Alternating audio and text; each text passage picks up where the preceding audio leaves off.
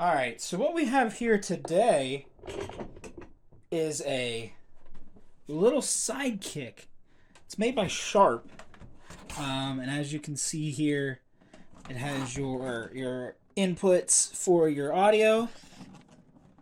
And this year television is this is pretty common. And as you can see here, it was actually manufactured in 1979. Like, that's pretty damn old.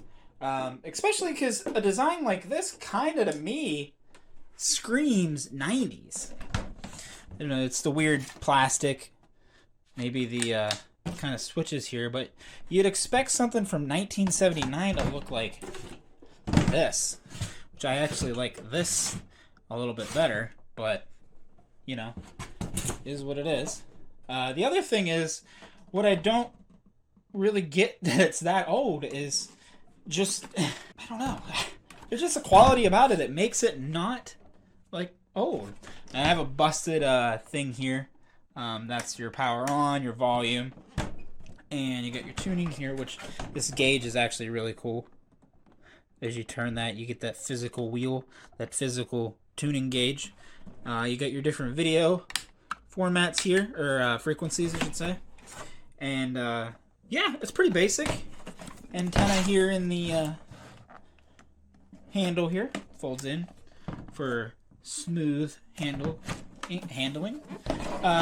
Open up the battery compartment. That's sometimes the best part, because you get to see how used this thing is. Because if it was never opened, probably never was taken out. It's probably in a house or in a car. But when you get batteries in them, you will notice that there's a lot more dirt inside of these things. Let's go ahead and open that. Here we go. Look at that. We got old ass batteries in the container still, in the plastic. So we've got Rayvac, general purpose, or Rayovac, sorry. Yeah, that's pretty cool. I don't see an expiration date on them, but I'm noticing, I'm looking at the other ones, they're a little bit dirtier. Go ahead and get these out of the, actually, we'll grab another one of them, because it looks like there's only two kinds of battery in here, but yeah, look at that. It's not even battery acid. It's gotten to the point where the battery is just rusting. That's crazy. This one's an ever ready, or an early ever ready. That's really cool, actually.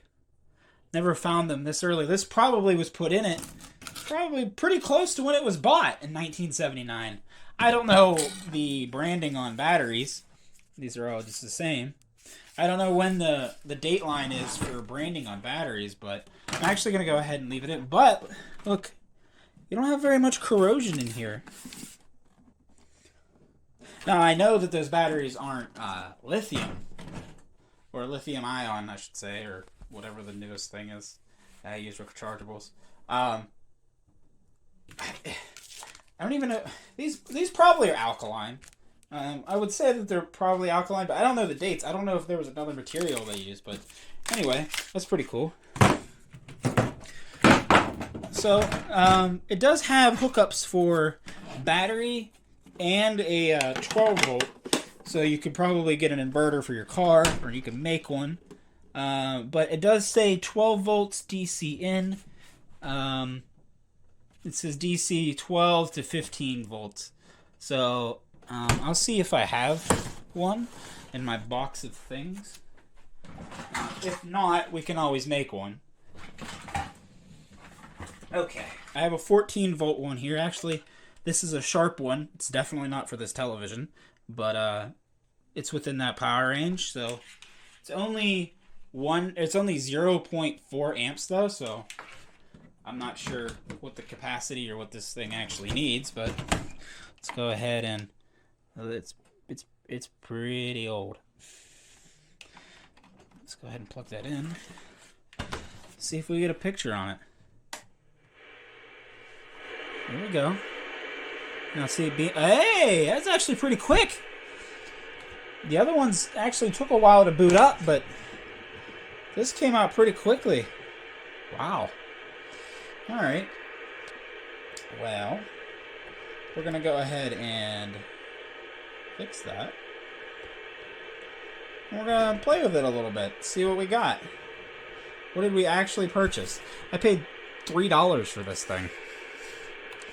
Got your different signals here.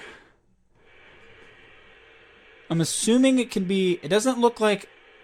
It's not a radio either. Generally you see, and this is literally on all of them, except for this one apparently, they're always AM and FM radios as well. It was just so easy to build into it that they always were. I mean, some of them, if you look at... I got some cheap Chinese ones.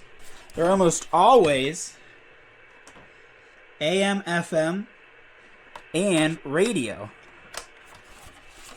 That's what all of these are, but apparently this one doesn't. So let's go ahead and see what we can do with this thing.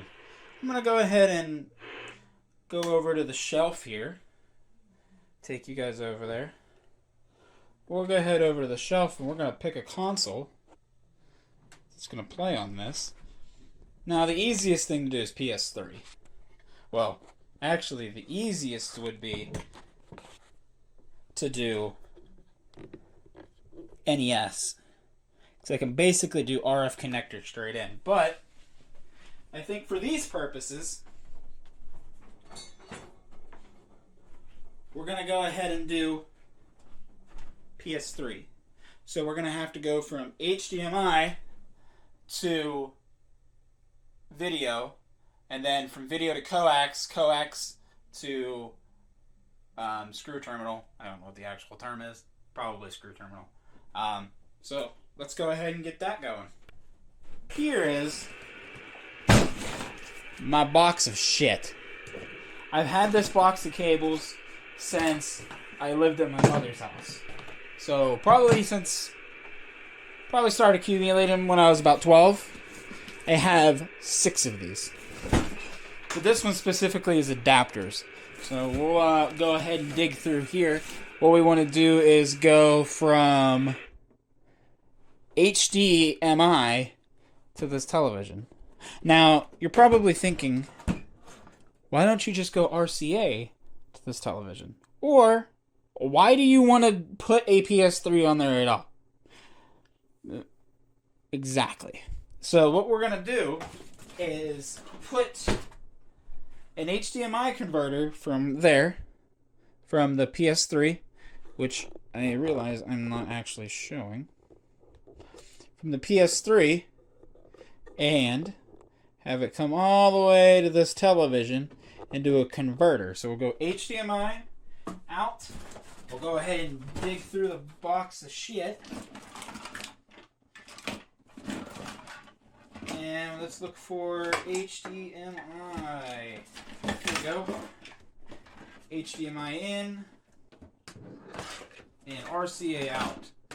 So we'll go ahead and hook that up. Oh, we got HDMI on this side. Alright. Is that stuck? This is the in. So we want to go the PS3. Go into there. We're going to come out. Oh, shit. We got to power all this stuff, too. This one just takes a generic USB brick. From there to an RF switch. Anybody born in the 90s knows exactly what this is. To do this. So we're going to go out into the Kimball here, which is kind of a cool name. And then we're going to go from there, coax out. Now, on the back here, we already have a coax out, or in there, female. So we're going to go ahead and do that's B and C's. Okay, coax to coax. RJ6, actually. But, RG, sorry. And then we're going to go to TV here. And then we're just going to go ahead and tune it to... Here we go. That was pretty easy, actually. Let's see if it has sound.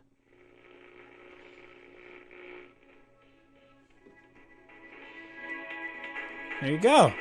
And on this particular night, I have SmackDown 2, Know Your Role on here. There's a little bit of screen tearing. There you go. Looks a lot more pronounced in the camera right now, but... So yeah, it works. It's a cute little thing. Be honest, it's probably not going to be one that I'm going to leave out and display or anything like that. But it's definitely a nice model.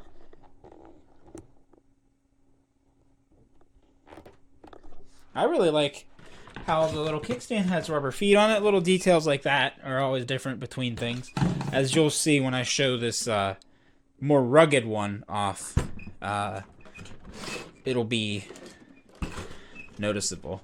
But anyway, yeah, so I just wanted to share this little television. I'm actually going to look at see how much this sold for back in the day. I don't sell the things that I buy. I usually keep them just because I work on them. It's fun. Definitely can use it in another project. But, yeah.